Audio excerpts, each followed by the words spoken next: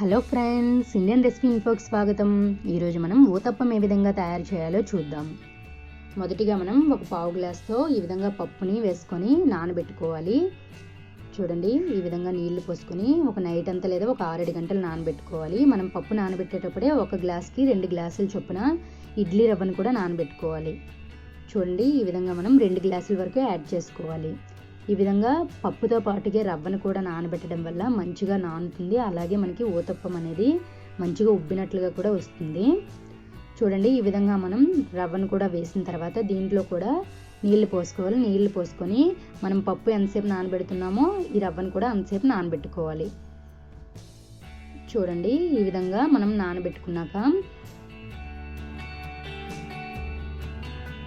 చూడండి, మనం పప్పుని క్లీన్ చేసుకున్నాము. ఈ విధంగా క్లీన్ చేసుకున్న తర్వాత మనం ఒక మిక్సీ జార్లో వేసుకొని దీన్ని మిక్సీ పట్టుకోవాలి. చూడండి, ఈ విధంగా మనం పప్పుని అలాగే ఆ రవ్వను కూడా వాటర్ని తీసేసి వేరే వాటర్ వేసి క్లీన్ చేసుకోవాలి.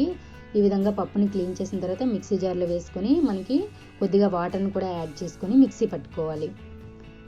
చూడండి, ఈ విధంగా మనం మిక్సీ పట్టుకున్నాక దీన్ని మనం ఒక గిన్నెలోకి వేసుకోవాలి.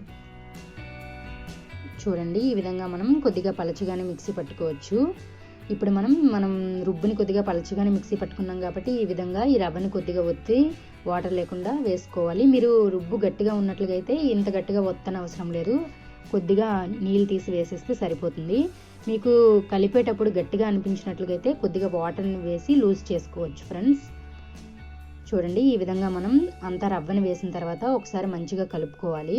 కలిపినప్పుడు గట్టిగా అనిపించినట్లుగా అయితే చెప్పాను కదా, కొద్దిగా వాటర్ వేసుకొని లూజ్ చేసుకోవాలి. మనకి ఊతప్పం వేయడానికి ఏ విధంగా మనకి పిండి కన్సిస్టెన్సీ కావాలో ఆ విధంగా మనం తయారు చేసుకోవాలి. చూడండి, ఈ చిక్కదనం ఉండే వరకు మనం కలుపుకోవాలి. ఈ విధంగా ఒకసారి మంచిగా కలుపుకోవాలి. మనం దీన్ని ఒక నైట్ అంతా ఊరబెట్టుకోవచ్చు. లేదు మాకు పులుపు ఇష్టం లేదు అనుకునే వాళ్ళు ఒక 5 లేదా 6 గంటలు ఊరబెట్టుకొని మనం ఊతప్పం వేసుకోవచ్చు.